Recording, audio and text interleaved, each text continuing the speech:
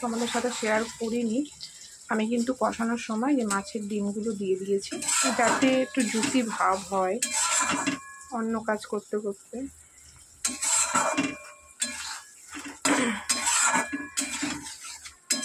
যাতে এর মধ্যে তেল মানে মশলা টশলাটা ভালো করে ঢোকে। দেখতেই পাচ্ছ আমি কিন্তু দিয়ে দিয়েছি। কষানো হয়ে গেছে বেশ।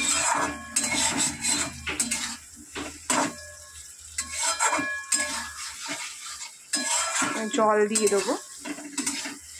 তো বন্ধু দেখো কালারটা জাস্ট দেখো কি সুন্দর এসছে। একবার রান্না হয়ে গেল গ্যাসটা মুছে নেবো। আজকে এমনিতেও একাদশী, শাশুড়ি না করেন। এখনকার ধনেপাতা সেরকম টেস্ট নেই। কালকে বাটা হয়েছিল, ঠিকঠাক খাওয়া হয়নি। তো আজকে ভাবছি এটাকে একটু অন্যরকমভাবে করবো, দেখা যাক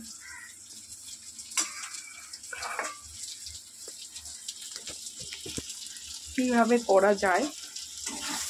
এদিকে মাছটা কিন্তু ভালো করে কষে গেছে। এখন সব সারের জিনিস তো ভালো টেস্ট হচ্ছে না। আগে ধনেপাতা দিয়ে এক থালা ভাত খাওয়া যেত বন্ধুরা, এখন আর সেটা ভালো লাগছে না, একটা কেমন লাগে। তো এটাকে দেখি কি করা যায়। তোমরা আজকের ব্লগ, রান্নার ব্লগ যাই হোক বড় করে দেখবে যাও। দেখো আমরা জল দিয়ে দেবো।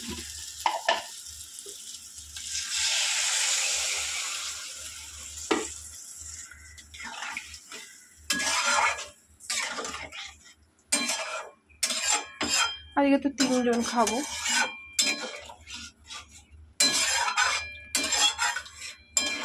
কি সুন্দর কালার এসেছে বন্ধুরা।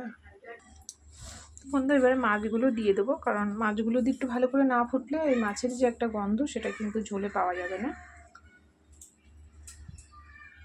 তো বন্ধু দেখতে পাচ্ছ একটু ফুট ধরেছে। এবার আমি মাছগুলো দিয়ে দেবো।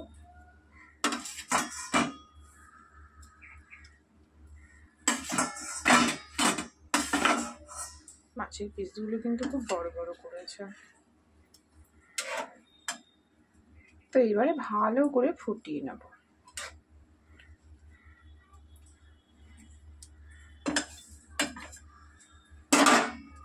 আলু তো সেদ্ধ হয়েই গেছে, তারপরে ভালো করে ফুটিয়ে নেব। তো চলো এটা হোক, এরপরে এই ধনে পাতাটার একটা ব্যবস্থা করা হবে। তো চলো বন্ধুরা আবারও ফিরে আসলাম। তো চলো দেখে নি। মাছটা বসিয়ে গিয়েছিলাম, তো দেখো কি সুন্দর দেখেছো বড়াগুলো। মাছটা বসিয়ে দিয়ে আমি অন্য কাজ ওদিকে একটু সেরে এলাম। তো দেখো মাছগুলো আরো বেশি ফুলে গেছে। এই যে মাছ ডিমটা না খেতে অসাধারণ লাগবে, যেহেতু এতক্ষণ ধরে আমি মশলার সাথে ডিমগুলো কষিয়েছি, তো খুব সুন্দর লাগবে। আর কালারটা দেখো বন্ধুরা, চারিদিক থেকে তেল, দারুণ দারুণ। তো এক তরকারি ভাত বন্ধুরা, একটু ঝোল রাখবো আবার খুব বেশি রাখবো না। তো দেখতেই পাচ্ছ কি সুন্দর ফুটছে। তো এটাতে আলু ছাড়া অন্য কোনো সবজি দেওয়া হয়নি বলে একটু গরম মশলা দিয়ে দেবো। বিদেশে যেমন সবই প্যাকেটিং ফ্রোজেন খাবার খায়, আমিও কিন্তু সেরকমই খাই দেশে থেকেও। কারণ আমার রেগুলার বাজারে যাওয়া হয় না, হয়তো বাড়ি থেকেই নিলাম, নিয়ে সেটাই 1 সপ্তাহ 15 দিন রেখে খাই, কিছু করার নেই। তো এটাই ব্যাপার, কী করবো বলো, রোজ দিন তো সম্ভব হয় না এই গরমে বাজারে যাওয়া। তো আমারও বিদেশের মতনই কিন্তু হয়ে যায়। বিদেশে আমি বাইরের ইউএস নানান জায়গার ব্লগগুলো দেখি, তারা বলে যে ফ্রোজেন খাবার খায়, কবেকার জিনিস সেটা তোরা জানে না, কোনো টেস্ট পায় না। তবে অতটাও যে টেস্ট খারাপ সেটা নয়, তবে আমিও স্টক রেখেই খাই। দেখতেই পাচ্ছ আমি 2 জায়গায় তুলে নেবো, মানে মাছের ডিমের বড়া আর মাছের পিসগুলো। এমনিতে আমার তো এমনি শরীরটা ভালো না, খেতে ইচ্ছে করছে না, তো সেই কারণে থাকলে তোমার দাদাভাই কালকে খেয়ে নেবে। তো বন্ধুরা এবার নামিয়ে নেব। বেশি নাড়াচাড়া ঘাটাঘাটি করলে নষ্ট হয়ে যাওয়ার চান্সটা বেশি। তো এবারে বন্ধ করে দেবো।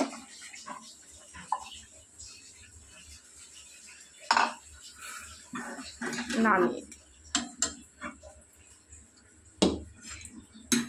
তো দেখো বন্ধুরা, কালারটা কি সুন্দর এসেছে, কি বলবো তোমাদেরকে।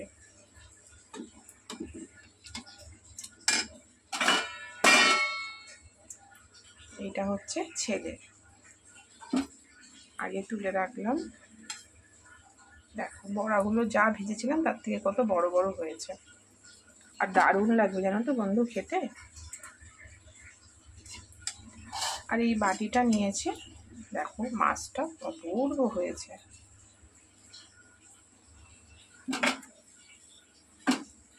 দেখো কত বড় পিস, সত্যি কথা বলতে কি এত বড় বড় মাছের পিস ভালো লাগে না। তো এখানে এক পিস তুলে রাখবো, রাতে লাগলে লাগবে, আর না হলে কালকে হয়ে যাবে তোমার দাদা ভাই।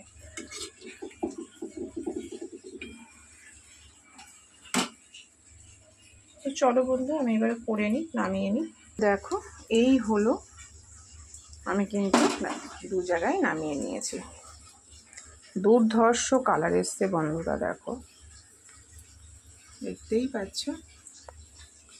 তো এইভাবে মাছের ডিম আর মাছ দিয়ে যারা যারা খাওনি খেয়ে দেখো, অবশ্যই ভালো লাগবে।